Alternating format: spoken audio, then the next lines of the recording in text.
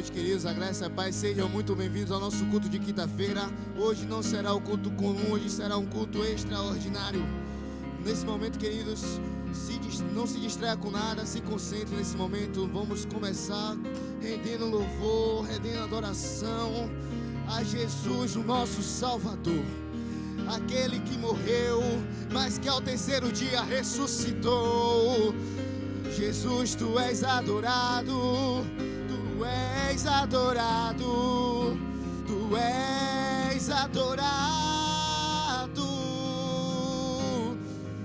Para sempre tu reinarás, para sempre tu reinarás.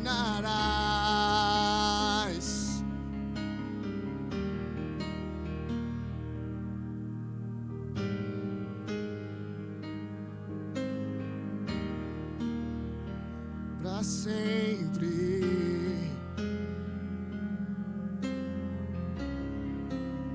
O universo chora,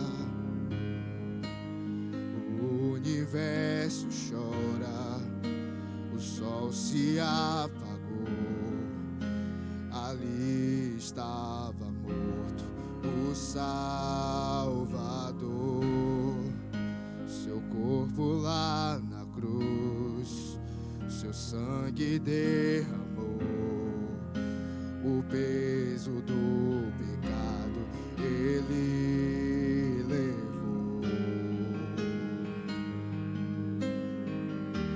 O peso do nosso pecado ele levou. Diga: Deus Pai o abandonou, Deus Pai o abandonou. Cessou seu respirar e em trevas se encontrou o Filho. A guerra começou e a morte ele enfrentou. Todo o poder das trevas vencido foi. A terra estremeceu, o sepulcro se abriu e nada vencerá o seu grande amor. Ó morte, onde estás? O meu rei ressuscitou e ele venceu para sempre. Para sempre exaltado é, o para sempre adorado é, para sempre ele vive, ressuscitou, ressuscitou. Diga: a terra estremeceu, a terra estremeceu, o sepulcro ele se abriu e nada vencerá o seu grande amor. Ó morte, onde estás? O meu rei ressuscitou e ele venceu para sempre, o para sempre exaltado é, para sempre adorado é, para sempre ele vive, ressuscitou, ressuscitou. Diga mais uma vez: para sempre exaltado é, para sempre exaltado ele é, para sempre adorado é, para sempre ele vive, ressuscitou, ressuscitou.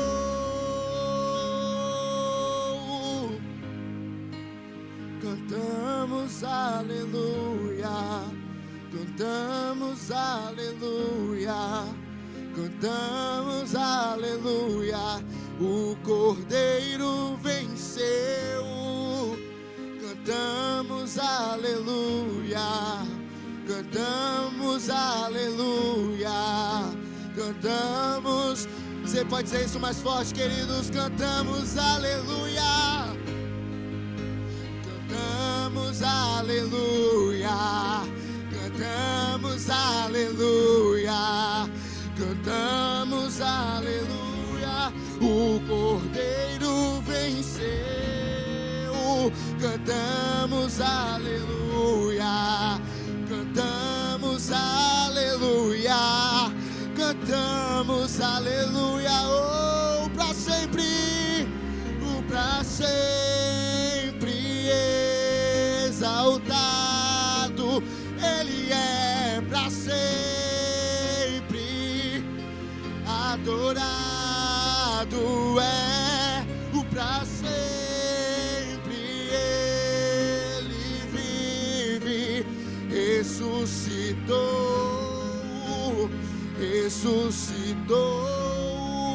diga para sempre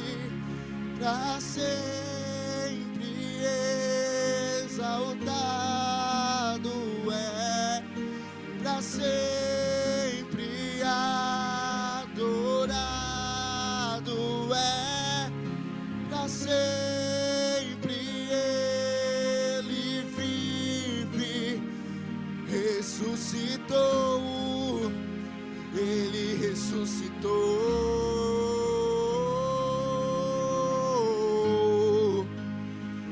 Obrigado, Senhor. Obrigado, Jesus, por se entregar em nosso lugar. Nós somos gratos, Senhor. Obrigado, Senhor. Obrigado, Senhor. Aleluia. Fique conectado, querido. Não se distraia com nada. Fique com a palavra nesse momento, em nome de Jesus. Aleluia. Boa noite, irmãos. Graça e paz. Vamos agora para um momento poderoso, que é o momento de dízimos e ofertas. Amém? Então, eu quero que vocês abram a Bíblia de vocês lá em Malaquias.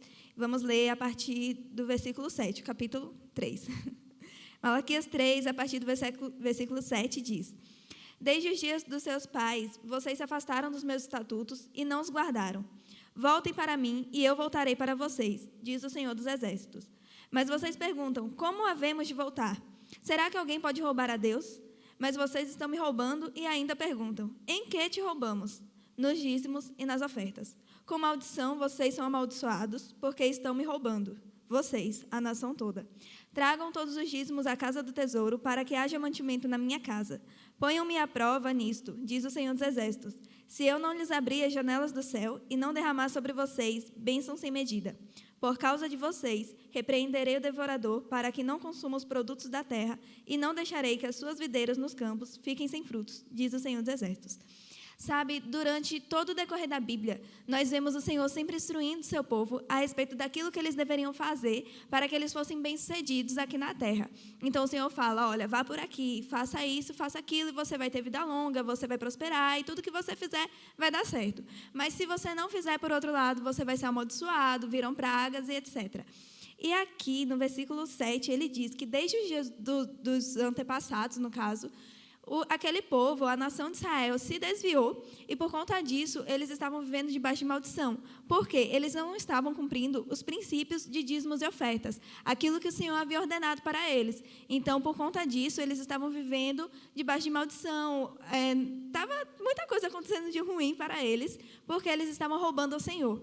Mas você diz, Alice, mas roubando ao Senhor? Sim. Por quê? A gente sabe que tudo aquilo que nós recebemos, dos 100% que nós recebemos como renda, 10% pertence ao Senhor. Mas por quê? Porque Deus mandou. E se Ele mandou, a gente tem que obedecer. Ele falou assim, olha, 10% é meu. Então, se a partir do momento que eu fico com os 10% que não é meu, é de Deus, isso significa o quê? Que eu estou roubando a Ele. E nas ofertas também, porque oferta também é um mandamento, também é um princípio. Então, se o Senhor mandou a gente ofertar de livre, espontânea vontade, de coração, e a gente não faz isso, então nós também estamos roubando a Ele, porque não estamos cumprindo e dando aquilo que Ele mandou a gente dar. E aí, no versículo 10, ele diz, na parte B, ponham-me à prova nisto, diz o Senhor dos Exércitos, se eu não lhes abrir as janelas do céu e não derramar sobre vocês bênçãos sem medida. Então, sabe, se a gente não obedece, a gente vive debaixo de maldição, entre aspas, mas se a gente obedece, ele diz, ponham-me à prova. Então, quando nós cumprimos os princípios, ele mesmo diz, cara, ponha-me à prova, sabe?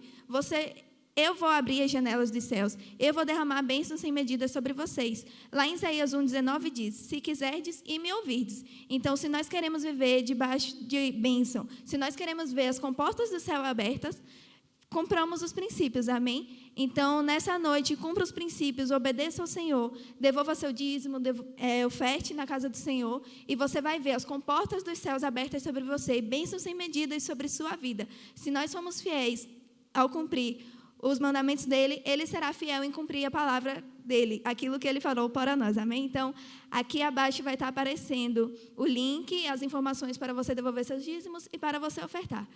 Vamos orar. Senhor, nós te agradecemos, Pai, por cada dízimo, por cada oferta, e nós abençoamos, Senhor.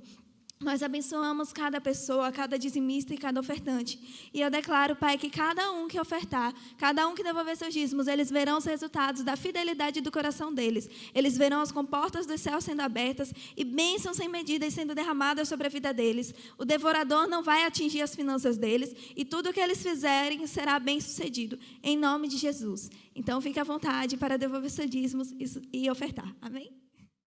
Aleluia, graça e paz, boa noite, seja bem-vindo a mais um culto de quinta-feira, a mais uma super quinta.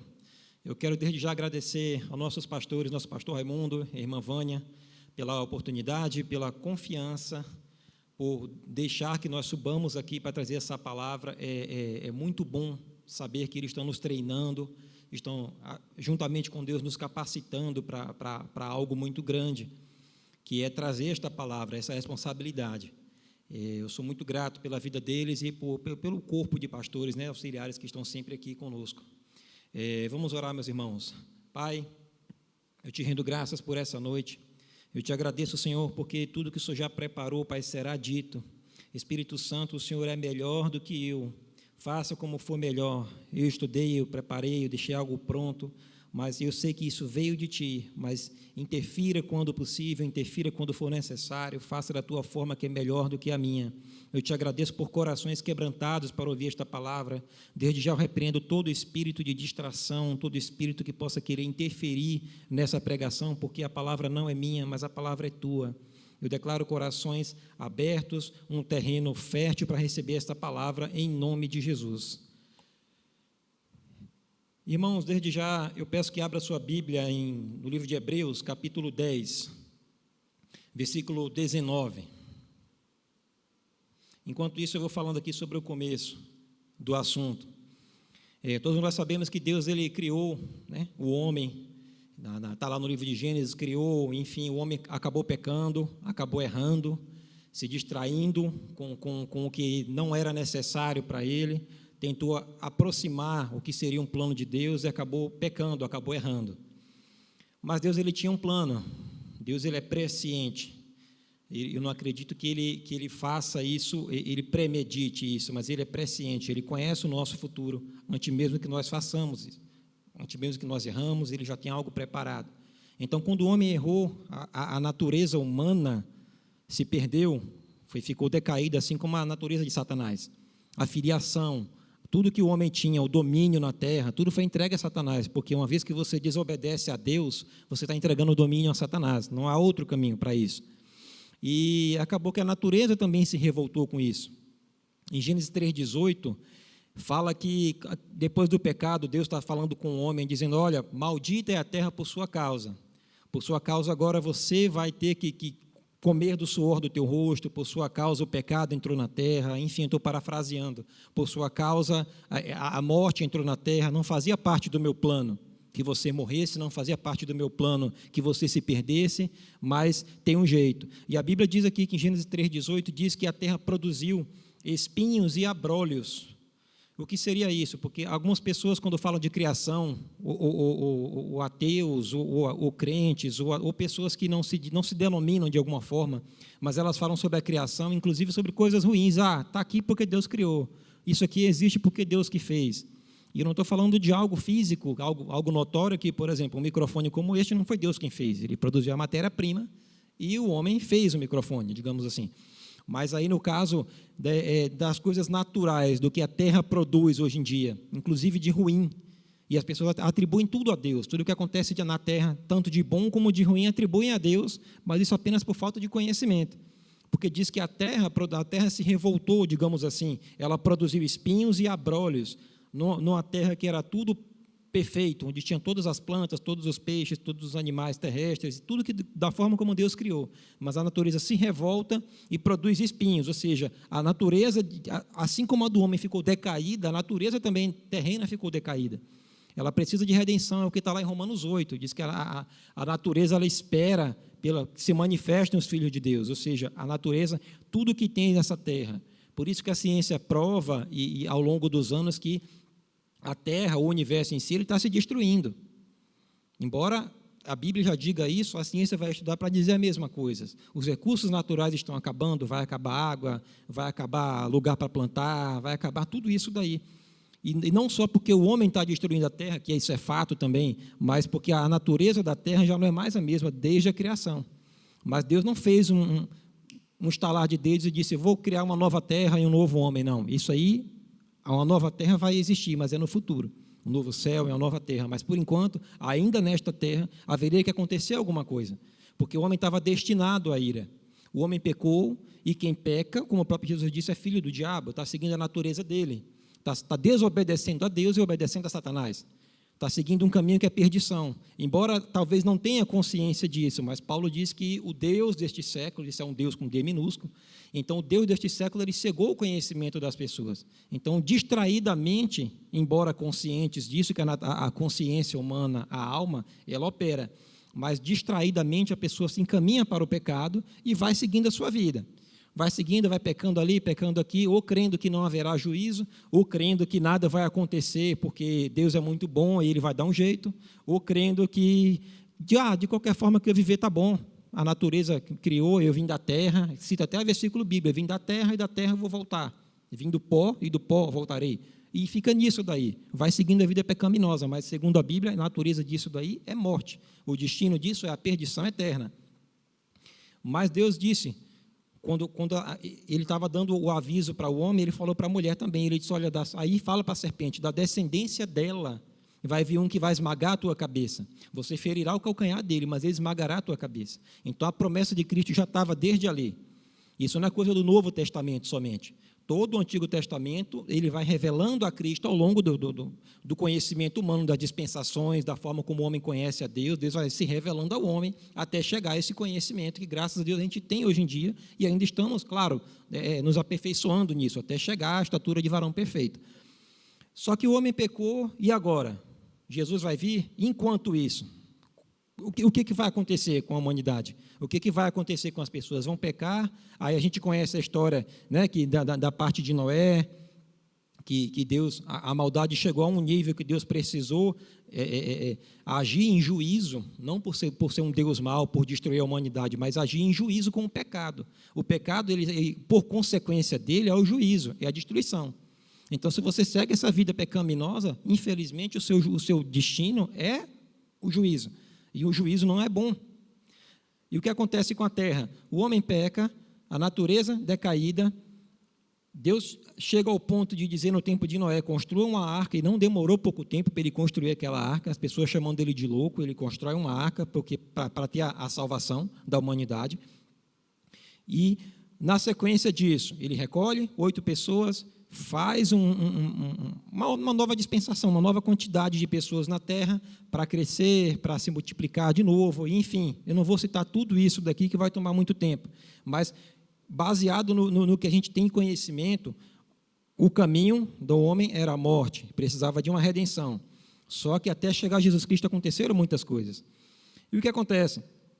O homem, também o seu corpo agora ficou decaído, a sua natureza agora, que já não era para morrer, o que a gente entende é que Adão e Eva, até então, eles tinham o corpo glorificado. Por quê?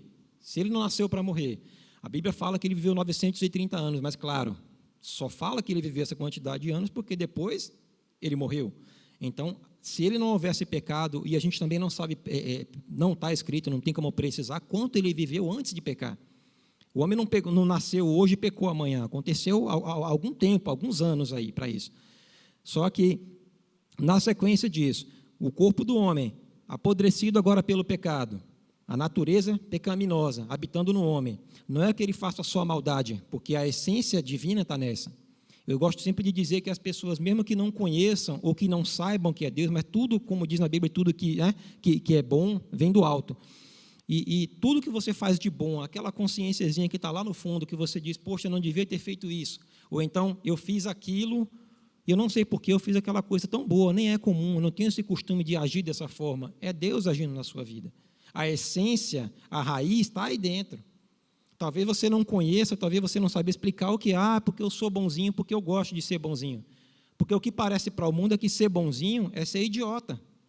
Ser bonzinho, se você ser honesto, você fazer a coisa certa, parece que você está saindo perdendo, porque outras pessoas estão fazendo as coisas erradas, e estão agindo da forma que querem, e inclusive estão prosperando dessa forma. E você diz, então eu estou fazendo da maneira certa, eu estou sendo obediente, eu estou andando segundo os estatutos de Deus, e as coisas não estão dando certo para mim. Então, o que parece para a humanidade é isso, mesmo que você não ache que é de Deus. Mas só o fato de ser honesto, de seguir esse plano, parece que não está dando certo. Enfim, o homem pecou, a promessa de Jesus Cristo veio, e agora sim, na parte que eu pedi para vocês abrirem, Hebreus capítulo 10, está aqui, sobre o novo e vivo caminho.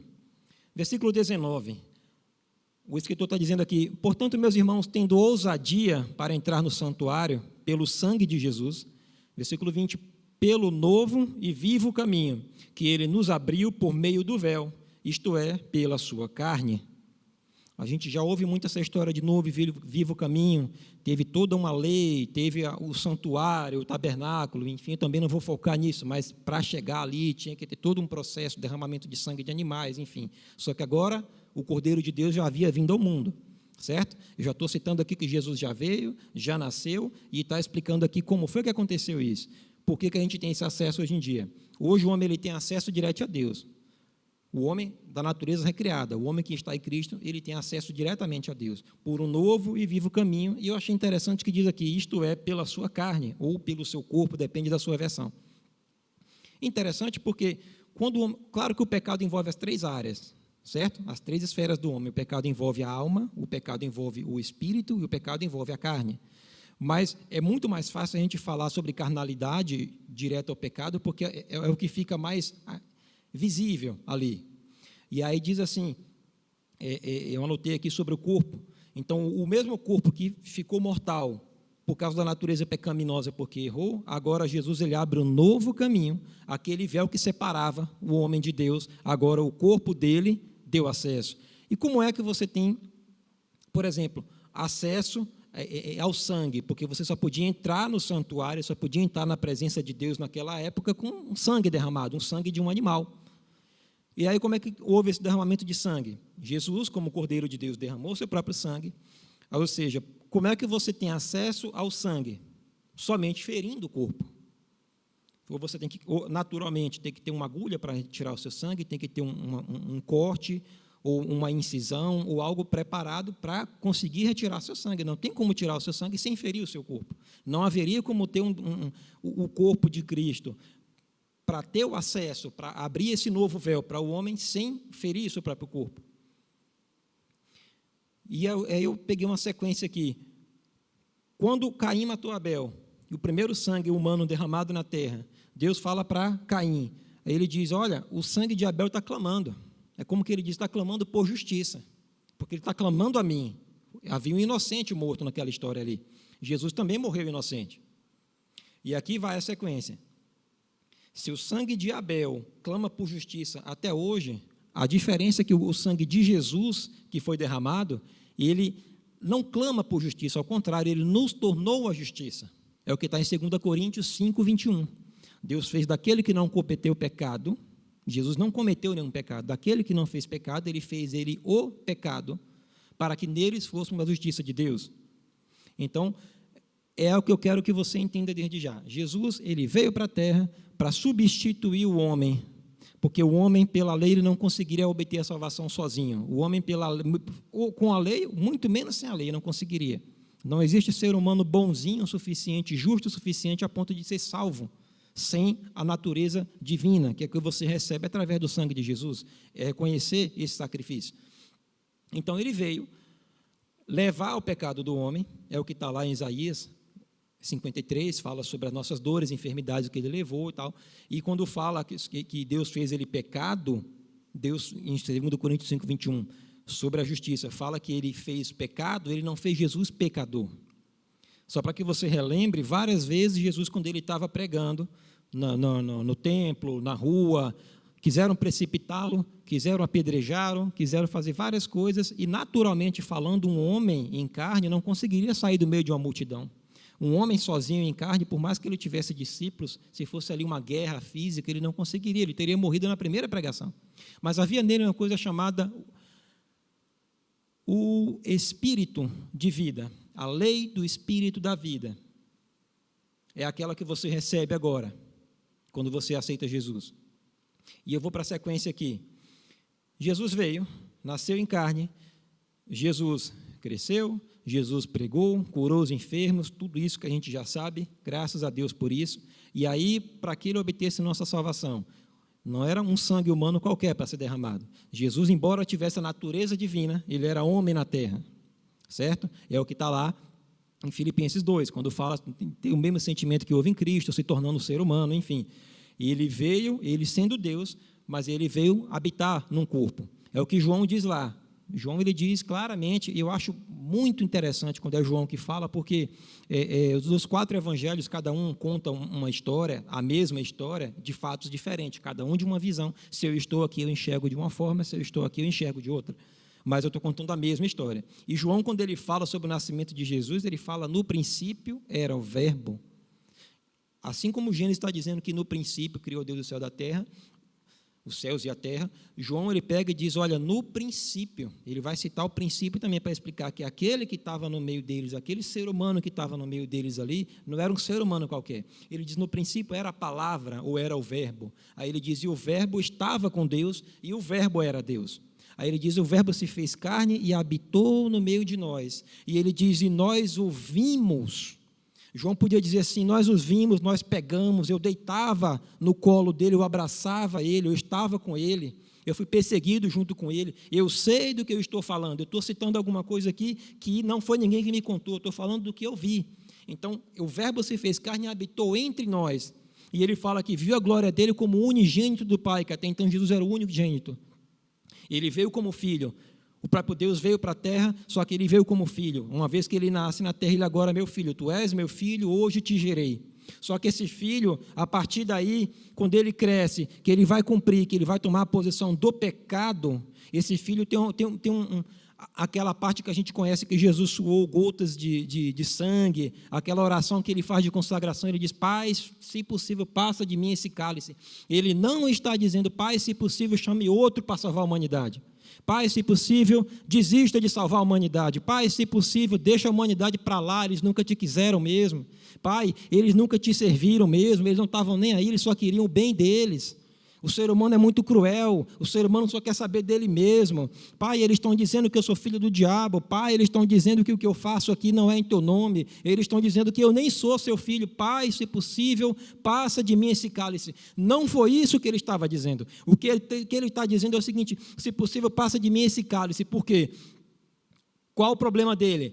Uma vez que ele veio, se fez carne, habitou entre nós, era um ser humano agora. A partir daí ele sabia que no momento que ele se fizesse o pecado, não o pecador, mais uma vez eu digo, não o pecador, que é o que separa o homem de Deus é o pecado, mas no momento que ele pegasse o nosso pecado, levasse com ele, ele se tornava o pecado aqui na terra, e ele dizia, não, se possível, não faça desse jeito, porque a dor da separação é muito grande.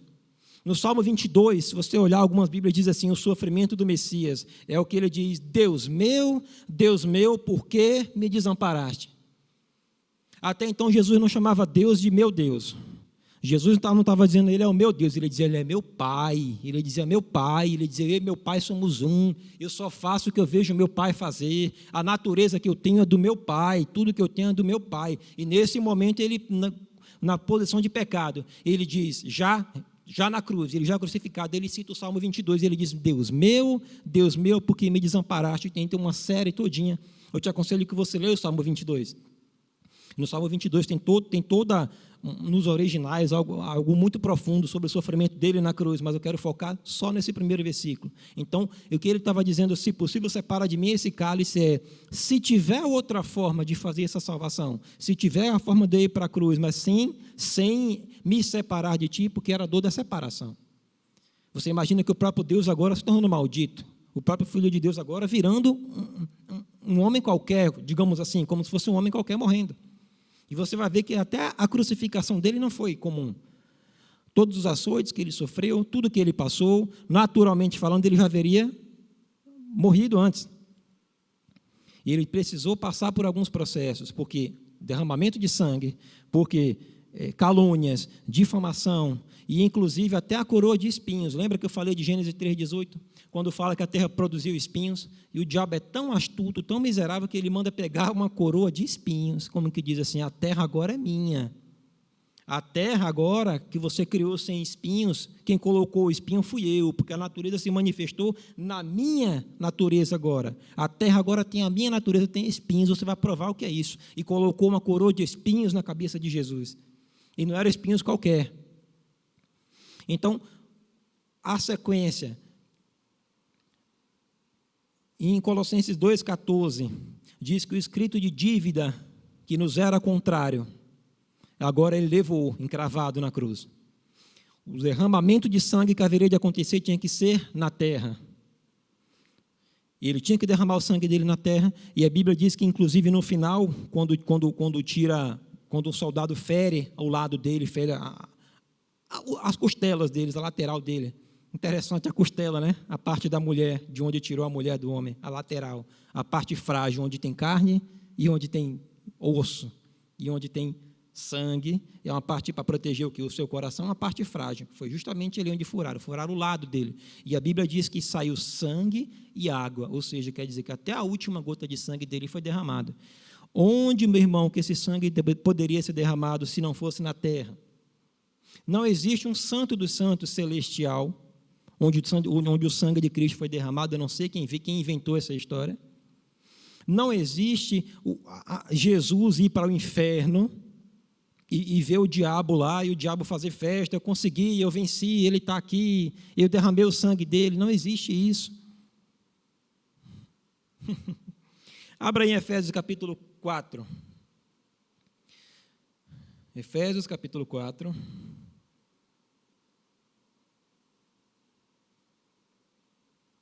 Versículo 8.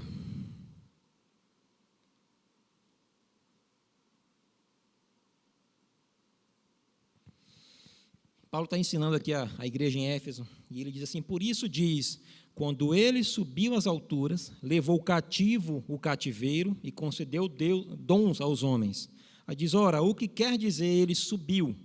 Senão aquele que havia descido até as regiões inferiores da terra. Essa palavra, algumas Bíblias está escrito como inferno, que desceu até o inferno, a região mais baixa da terra. Essa palavra, na verdade, está em grego, é Hades, ou no hebraico Sheol, se diz ao lugar de sepultura, o lugar para onde os mortos vão. Então, as pessoas que morreram antes de Cristo, para onde iam? Tinham que ir para algum lugar, não ia para o céu, não ia para o inferno. Sim, está aí, está dizendo isso. Isso daí... pega aí em Lucas 16, vou explicar aqui Lucas capítulo 16. Lucas 16.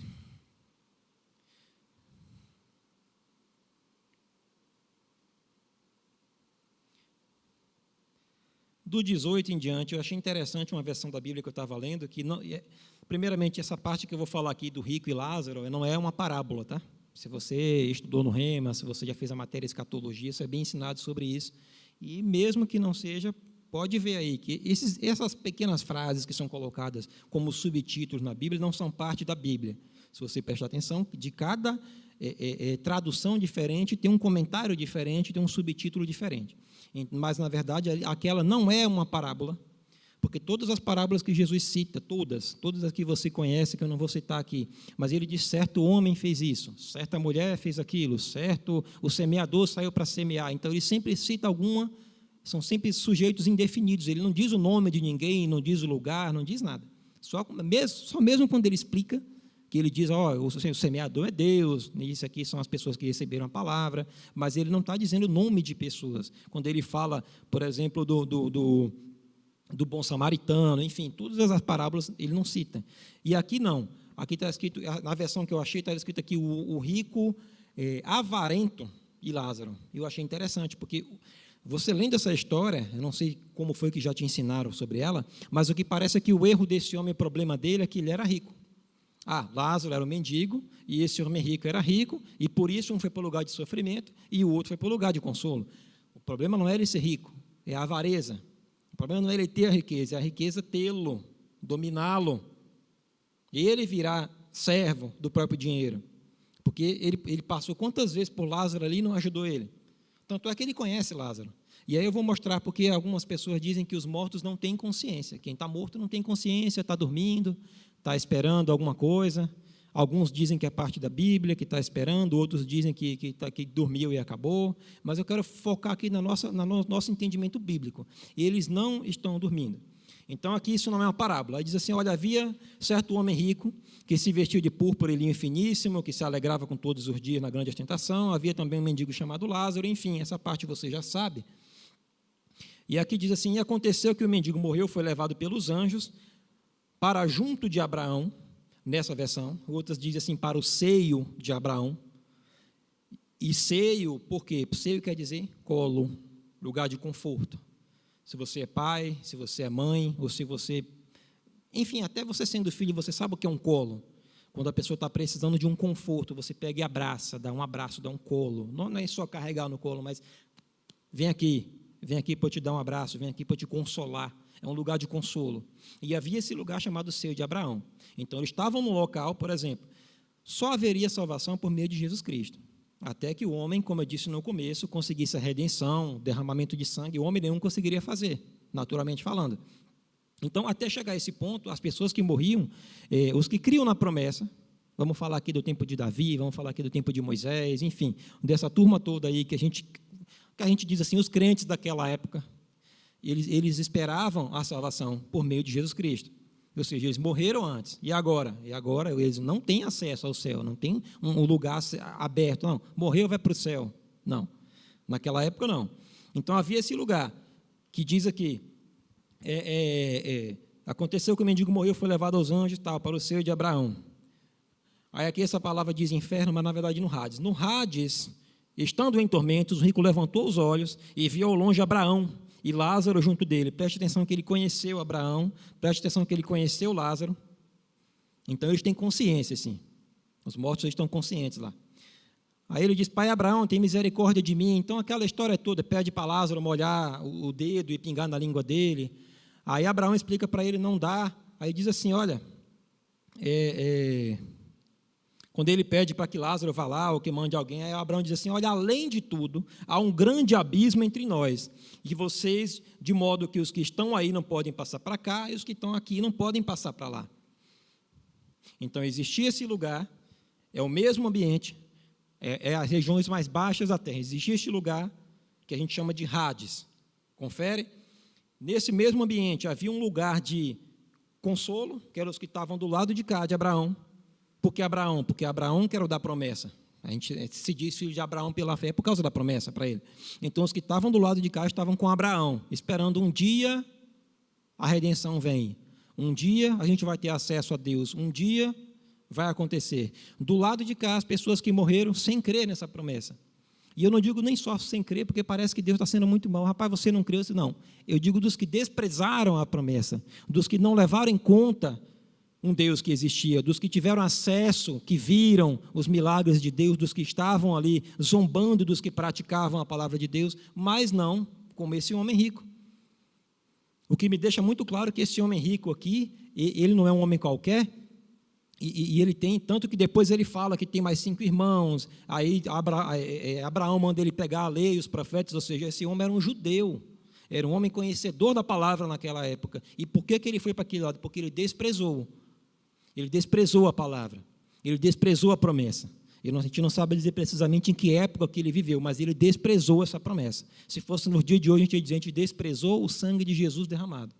Ouviu-se sobre salvação, falou-se sobre salvação. Salvação, salvação, salvação, é filme, é série, é a coisa mais linda, Jesus bonitinho pregado na cruz ali, ó, meu Deus, chora e acabou. Não leva em conta isso daí, as pessoas não querem se converter dos seus maus caminhos, não querem deixar para trás, não querem ter o arrependimento, que é a mudança de mente. É a metanoia, é você se arrepender, não é você dizer, poxa, eu não queria ter feito aquilo. Você, de fato, você quis, porque o pecado ele é agradável. O que você fez de errado, não coloque a culpa nos outros, a culpa é sua, porque se deixou se levar pelo pecado, deixou a carne dominar você. Você não fez nada inconsciente. A Bíblia fala que Deus não leva em conta o tempo da ignorância. Sim, o tempo da ignorância que você fez, o tempo da ignorância ainda existe sobre qualquer assunto. Se tem um assunto que eu não conheço, seja ele qual for, sou ignorante sobre aquele assunto. Então, toda vez que tem uma palavra nova, uma revelação sobre aquele mesmo assunto, você já não é mais ignorante sobre isso.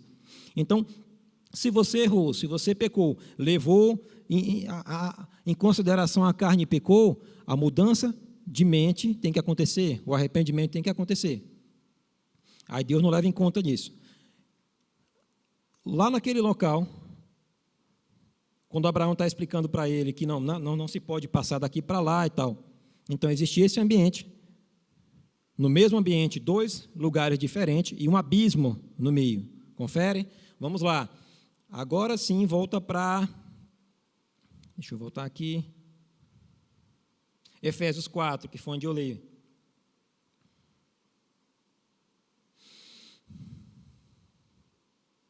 Efésios capítulo 4... Versículo 8.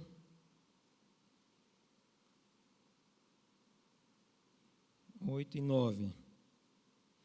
Eu só queria fazer esse encaixe dessa palavra aqui, para que não fique vago, para que não pareça que a gente está falando vários assuntos. Não, o assunto é um só. O assunto é sobre a redenção, sobre o plano de redenção de Deus, e que Jesus não foi para o inferno como pecador e ficou por lá. Então, a sequência de que eu expliquei sobre o rico e Lázaro, daquele estado de consciência, que aquele texto é muito profundo e não é uma parábola, leia ele com calma que você vai entender que não é.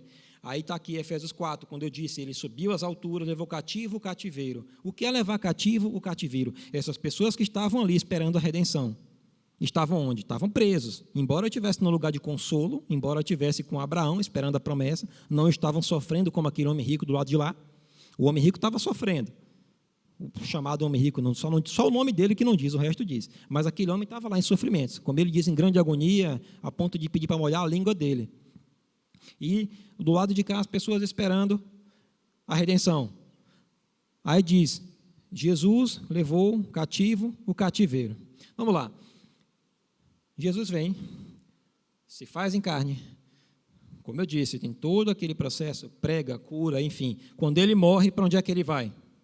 Aí as pessoas dizem, poxa, se ele morreu como... ele era filho de Deus, ele morreu e foi para o céu. Não é bem assim. Então ele era pecador, porque se levou nosso pecado, ele vai direto para o inferno. Eu quero explicar uma coisa, o inferno, a palavra que a palavra, na verdade, se chama Geena, vai estar lá em Apocalipse, quando se refere ao lago de fogo, que é a última morada, dos mortos, das pessoas que não se arrependeram, é o lago de fogo. Esse lugar que a gente chama de inferno hoje em dia ainda é o Hades.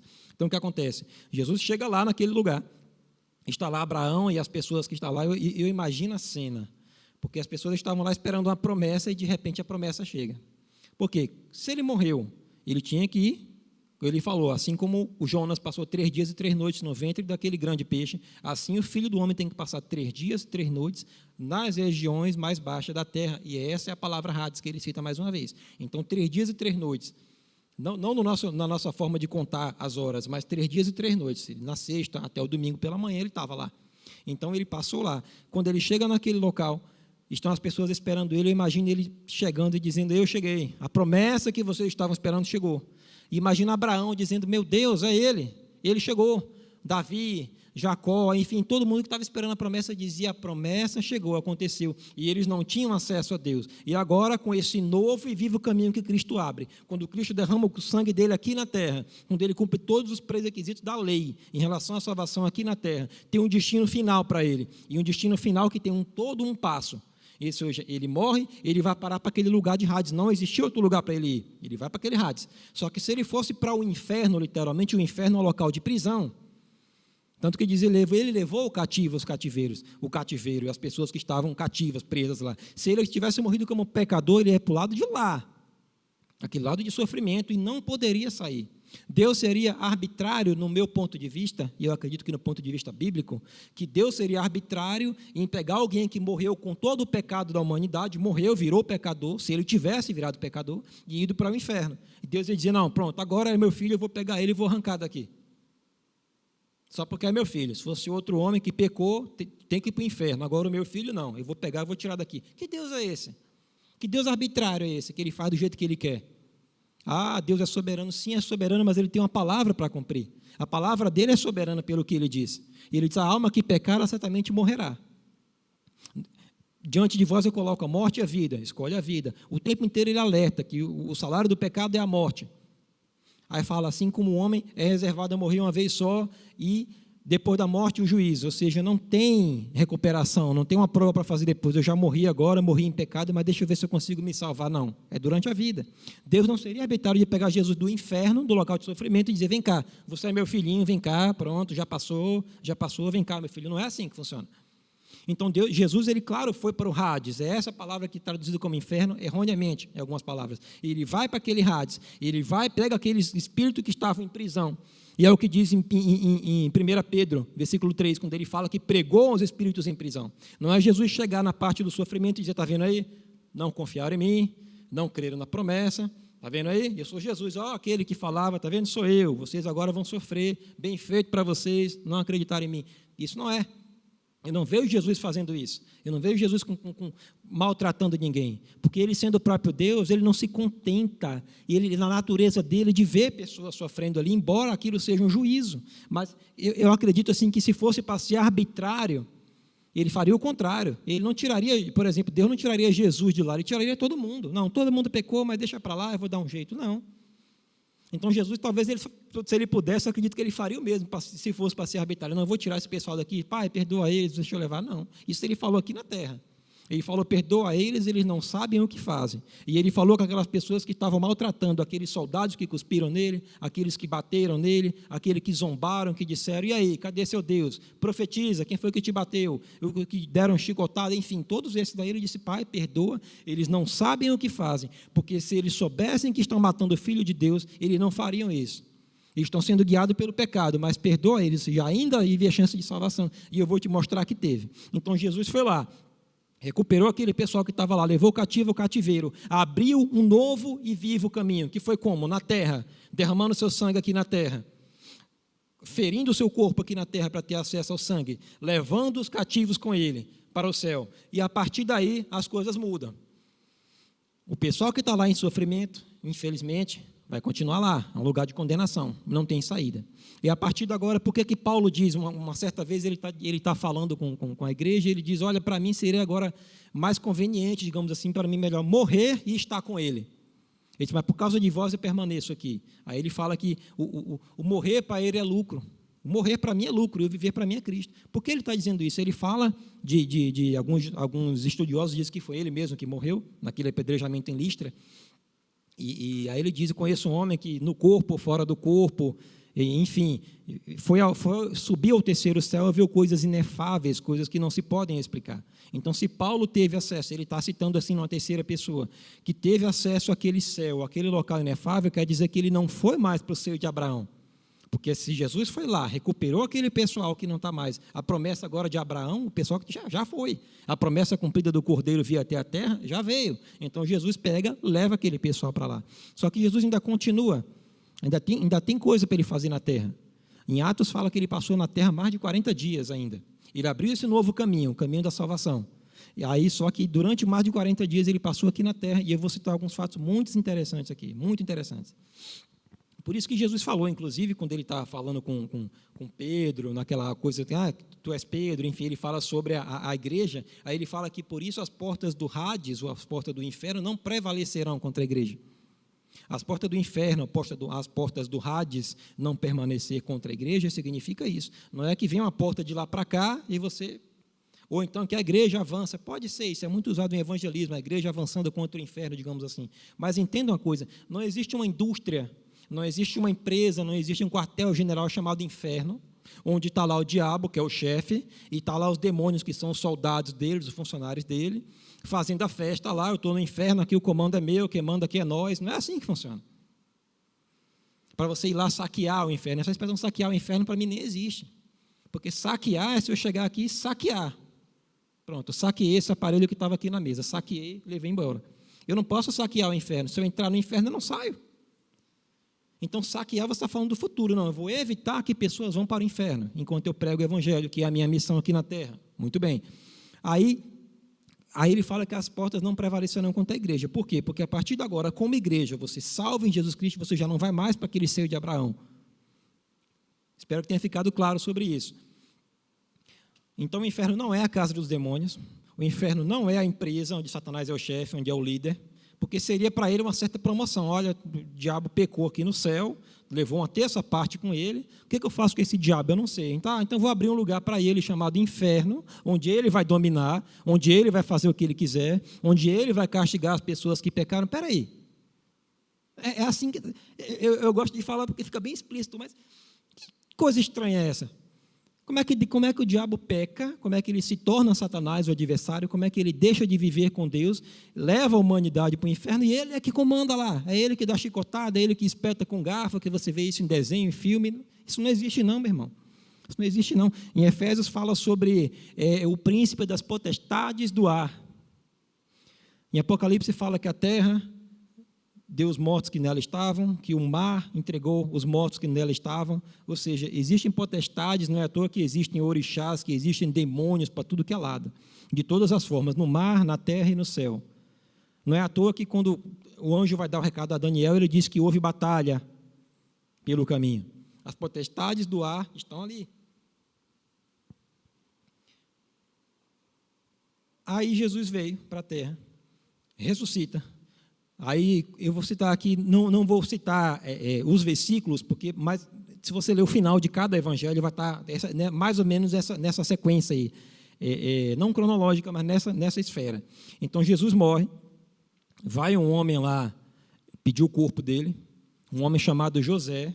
Eu achei interessante que diz assim, José, da região de Arimateia, o José de Arimateia, diz assim que era um homem rico. Aí rico, e era também discípulo de Jesus.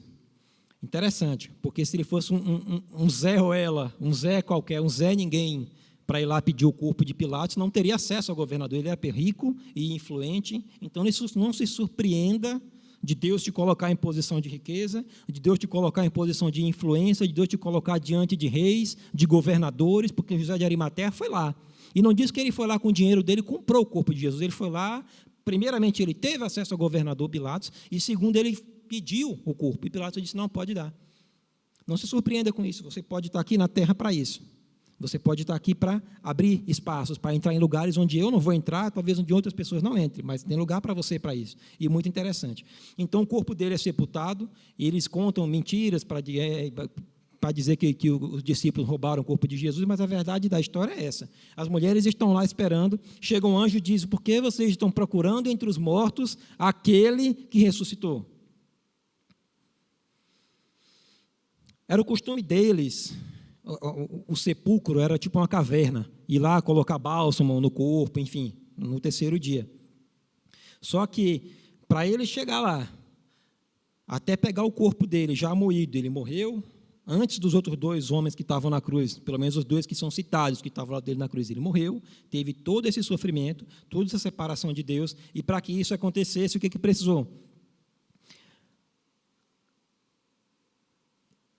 O sistema da terra, dominado pelo diabo, a natureza já revoltada, a natureza já que se perdeu com o domínio do homem, o Filho do Homem teve que vir resgatar o homem e também a natureza. Aí o que acontece com a terra quando Jesus morre? Isso está em Mateus, no final do livro de Mateus, não anotei aqui não, mas está no final do livro de Mateus, quando fala que quando Jesus morreu houve 3 horas de escuridão, ou seja, não 3 horas quaisquer, mas do meio-dia a 3 da tarde, da hora sexta à hora nona, houve um grande terremoto, houve ressurreição de mortos. Pode ler, pode procurar, está escrito lá. Talvez nem é muito citado, mas se você prestar atenção, a mesma terra que se revoltou quando o homem pecou, a mesma terra se revolta quando Deus morre. Como assim? Que problema foi esse? O que está acontecendo agora? Como é que o Criador morreu?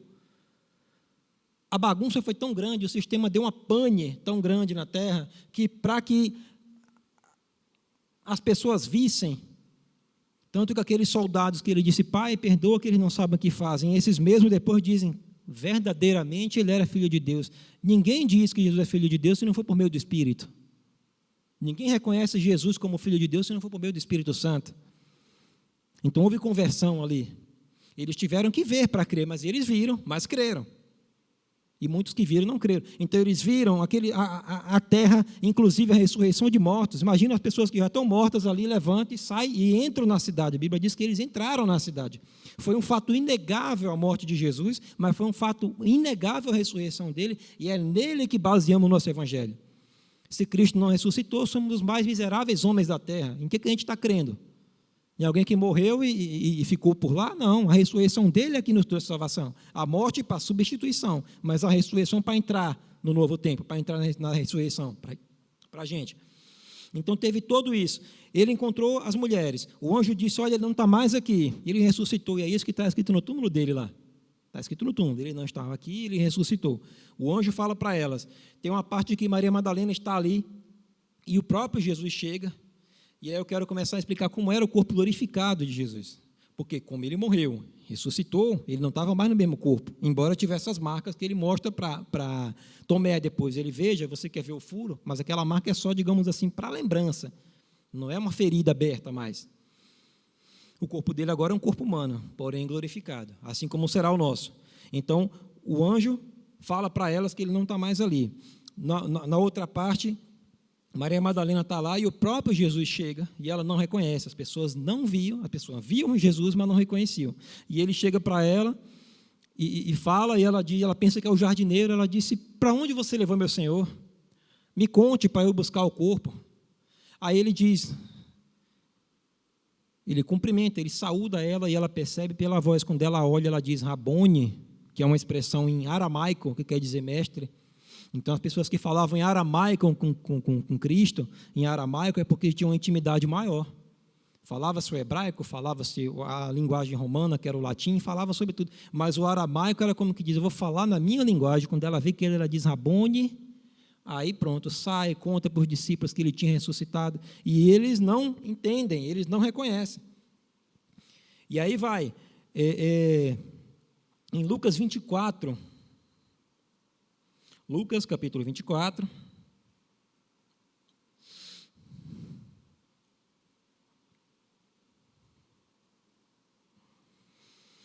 Versículo 36. Lucas 24, 36. Porque no mesmo capítulo de Lucas, ele encontra 2 dos discípulos que estavam saindo de Jerusalém, indo para Emaús, para uma outra cidade. Então, Jesus os encontra e vai conversando com eles, e eles não reconhecem que é Cristo, e vão conversando, e ele diz, por que vocês estão abatidos? E ele diz, olha, só você não sabe o que aconteceu aqui?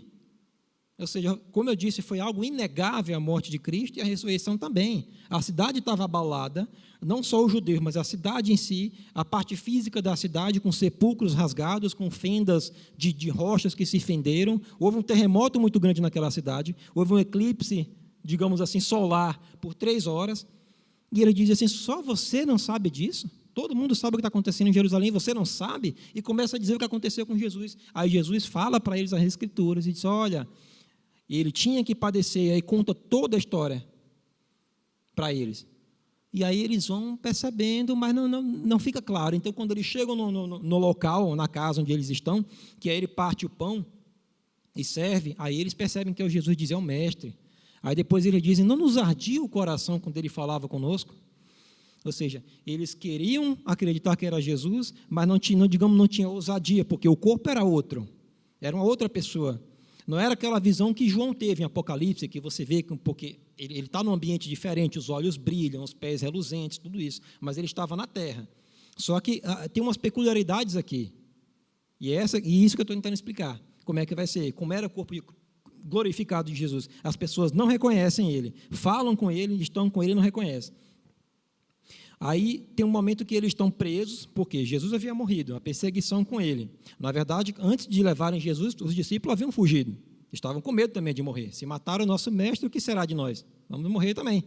Estão escondidos, estavam com medo de uma perseguição, com medo de uma guerra, com medo de uma luta, com medo de uma morte. E aí Jesus chega para eles no lugar onde eles estão, fechado. Ninguém abriu a porta para Jesus. Como foi que ele entrou? Qual a diferença de um corpo glorificado? Ele chega no local fechado e entra. E diz assim, falavam eles ainda estas coisas, quando Jesus apareceu no meio deles, ainda não só entrou, digamos assim, não só atravessou a parede, como aparece no meio deles, assim, do nada. Opa, Jesus está aqui. Aí diz para eles que a paz estejam com vocês, o que vocês estão precisando é de paz. E essa palavra paz, a gente conhece muito ela no hebraico, que fala shalom. Shalom não é só paz, shalom é nada quebrado, shalom é nada faltando, shalom é tudo que você precisa, é tudo completo, beleza. Só que essa palavra aqui, no grego, como está no Novo Testamento, é a palavra eirene. Aí diz paz, segurança, ausência de guerra, prosperidade, tranquilidade, tudo que vocês precisam é aqui. Vocês estão com medo de quê? De guerra? Pronto, eirene. Vocês estão com medo de uma perseguição? Eirene. Eis que estou aqui convosco, até o último dia, como ele sempre diz. Aí ele diz, permaneçam em Jerusalém. E aí vai uma sequência. Quando chega em Atos 1, e eu estou finalizando aqui, quando chega no Atos dos Apóstolos, capítulo 1, abre aí que é interessante também. Atos, capítulo 1.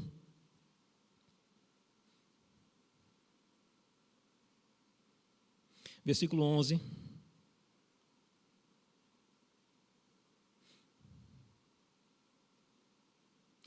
Versículo 9. Jesus dá umas instruções para ele, versículo 9. Jesus está reunido entre os discípulos, já, como disse em Atos, passou 40 dias na terra. Tem uma parte que o pessoal está pescando lá. E aí Jesus chega e diz, olha, joga, parece o mesmo episódio, mas é um outro. Ele está já em Atos, já ali, já ressuscitado.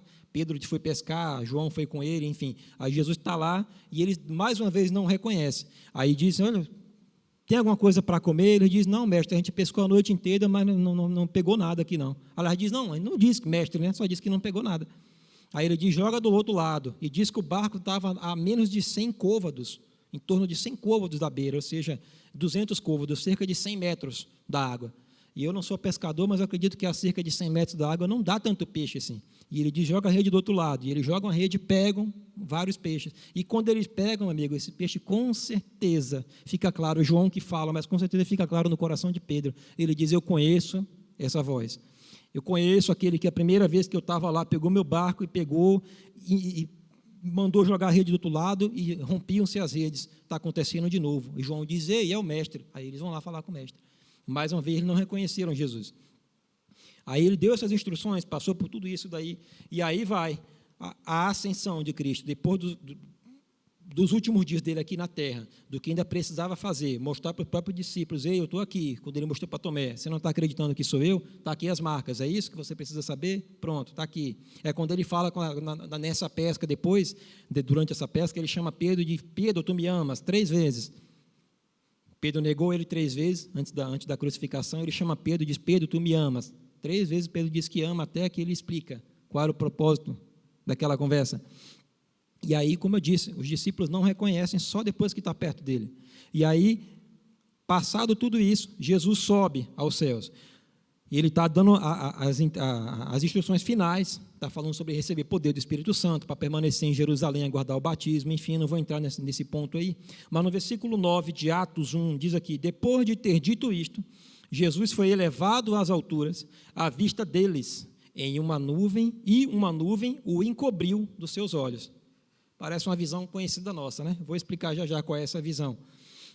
E versículo 10 Aí está aqui, estando eles com os olhos fixos no céu, de repente Jesus agora, que aparecia no meio deles, atravessava a parede, aparecia onde você não estava, você não conhecia ele fisicamente. De repente ele está dando instruções, aí é levado aos céus. Eles ficam olhando. Parece muito a visão de Eliseu olhando para Elias subir. Aí eles ficam olhando e o anjo diz assim, estando eles com os olhos fixos no céu, enquanto Jesus subia, eis que 2 homens vestidos de branco se puseram ao lado deles. E lhe disseram, homens da Galileia, os varões galileus, por que vocês estão olhando para as alturas? Aí ele diz, este Jesus que foi levado do meio de vocês para o céu, virá de novo, da mesma forma como vocês viram subir. Ele está falando que virá, não disse que aqueles discípulos viriam a esse fato, mas ele está explicando, vocês estão olhando para o céu agora, mas vivam aqui na terra com o conhecimento, com a explicação que ele deu, com o propósito do Espírito Santo, tudo e agora, até o momento, da mesma forma, vou relatar aqui, não vai ser no tempo de vocês, ele não disse isso, mas a gente sabe, ele disse assim, não vai ser no tempo de vocês, mas da mesma forma que vocês viram ele subir, ele virá. E por que é dessa forma? Porque ele está falando com a igreja, ele está falando de arrebatamento. Ele não está falando que um dia, se você vai ler Mateus 24, você vai se confundir um pouco, está falando sobre os judeus, enfim, sobre várias coisas, mas em 1 Tessalonicenses, capítulo 4, abre aí, 1 Tessalonicenses,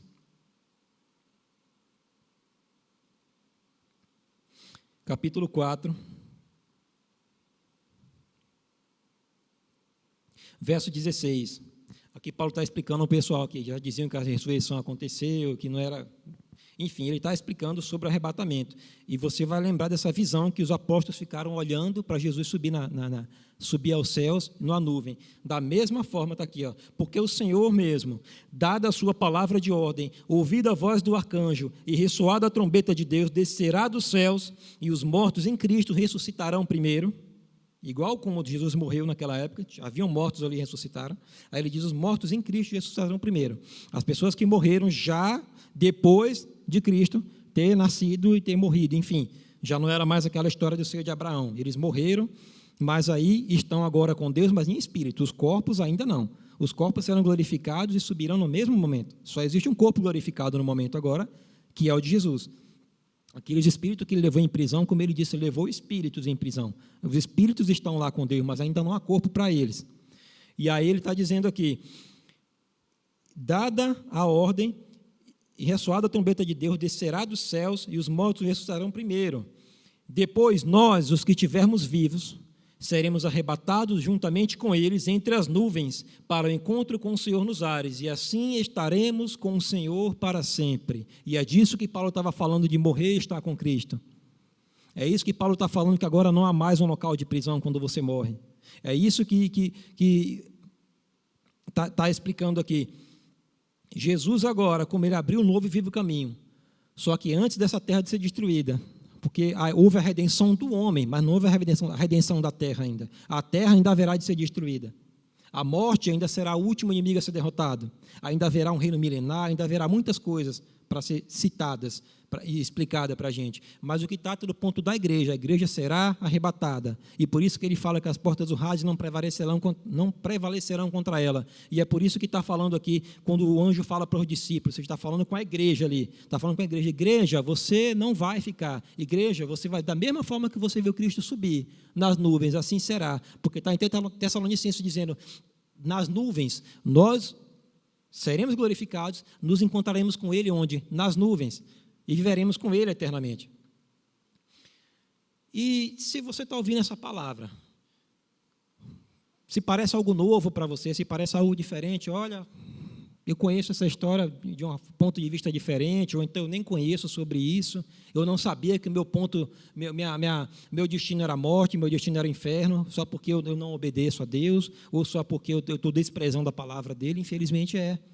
Mas se você quer subir junto com a igreja, se você quer fugir disso, se você não quer estar aqui na perdição, muito menos na eternidade, esse vai um convite para você.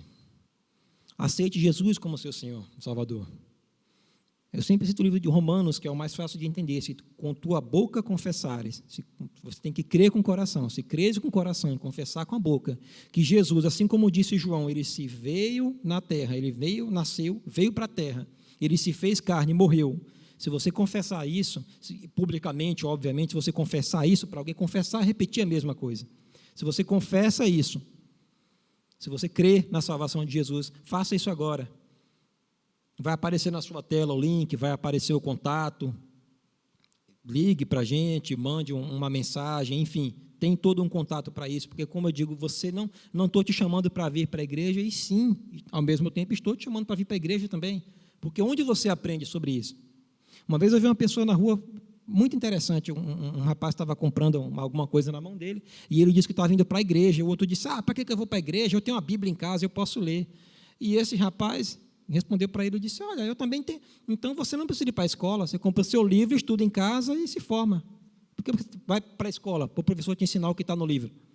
Então venha para a igreja, existem pessoas aqui para cuidar de você, não só para te ensinar, para dizer que é melhor do que você, mas para cuidar de você, para botar no colo, como eu disse, como Abraão fazia, no colo, te pegar, dizer eu conheço, você tem problema para resolver, mas Deus pode resolver tudo isso. Então faça isso e seja bem-vindo a essa família que te ama, em nome de Jesus, ok? Muito obrigado, se você ouvir essa palavra, eu espero que tenha tocado fundo no teu coração, e que em nome de Jesus, Ele faça essa obra. Então até a próxima.